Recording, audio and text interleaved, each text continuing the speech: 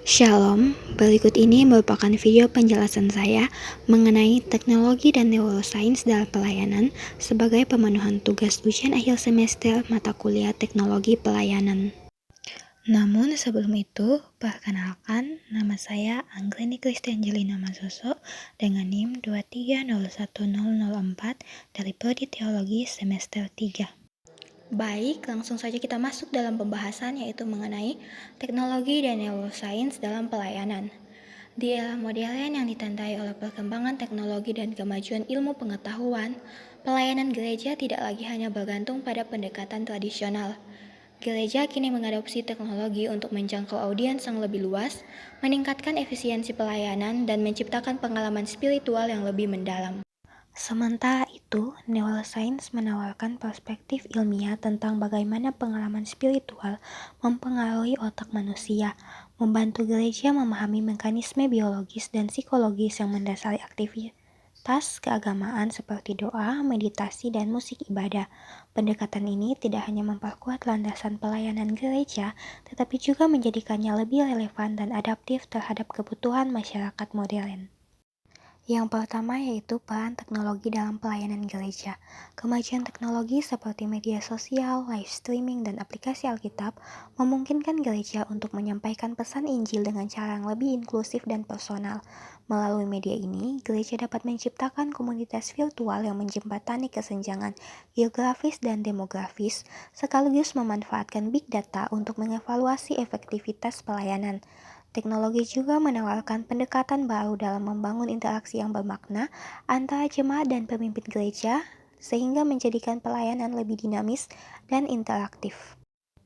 Platform media sosial seperti Facebook, YouTube, dan Instagram memungkinkan gereja untuk dapat menyampaikan khotbah, renungan, dan ajakan pelayanan ke audiens secara global. Live streaming ibadah memperluas akses jemaat yang tidak dapat hadir secara fisik, sementara media sosial menciptakan interaksi yang lebih aktif melalui komentar dan diskusi daring. Aplikasi Alkitab dan studi digital. Aplikasi seperti YouVersion memanfaatkan algoritma untuk menyediakan rencana bacaan personal, catatan interaktif, dan diskusi kelompok. Pendekatan berbasis data ini meningkatkan keterlibatan jemaat dengan firman Tuhan secara berkelanjutan.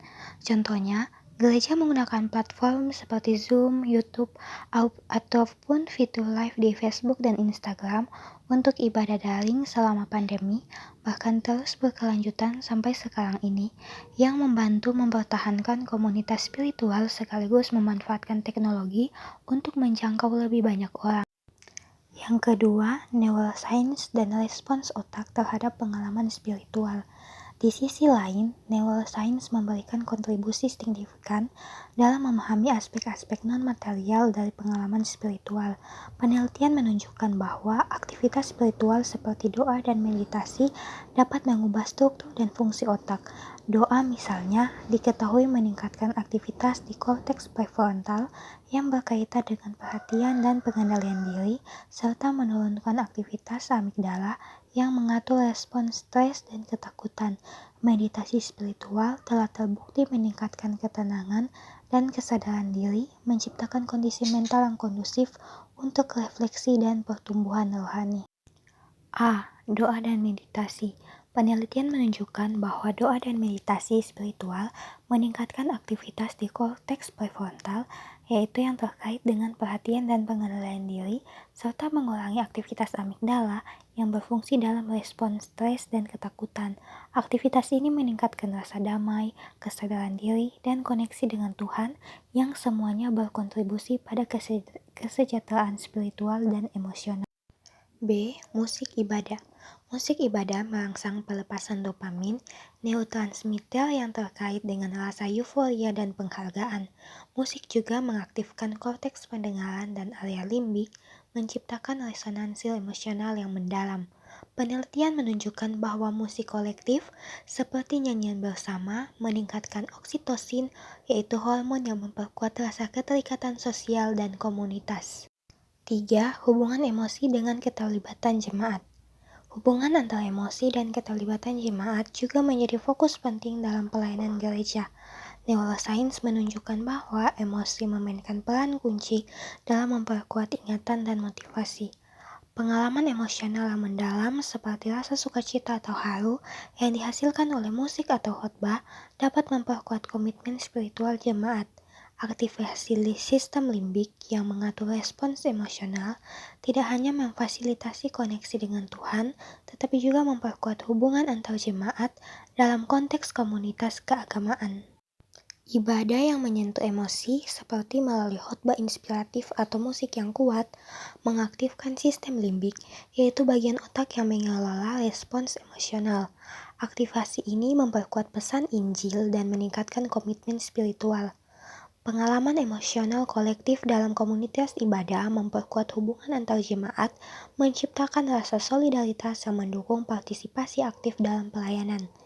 Neuroscience juga menunjukkan bahwa emosi positif seperti sukacita dan rasa syukur dapat memperkuat jalur neural yang terkait dengan motivasi dan pembelajaran, sehingga membantu jemaat lebih terlibat dalam kegiatan gereja.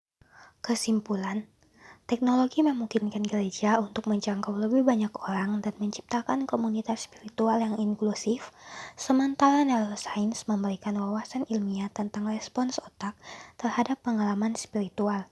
Dengan memahami efek doa, meditasi, dan musik ibadah pada otak, gereja dapat merancang pelayanan yang lebih relevan dan transformatif. Kombinasi teknologi dan neuroscience juga mendukung pendekatan berbasis emosi yang meningkatkan keterlibatan jemaat, menciptakan pengalaman spiritual yang mendalam dan bermakna. Demikian video penjelasan saya. Terima kasih, Tuhan memberkati.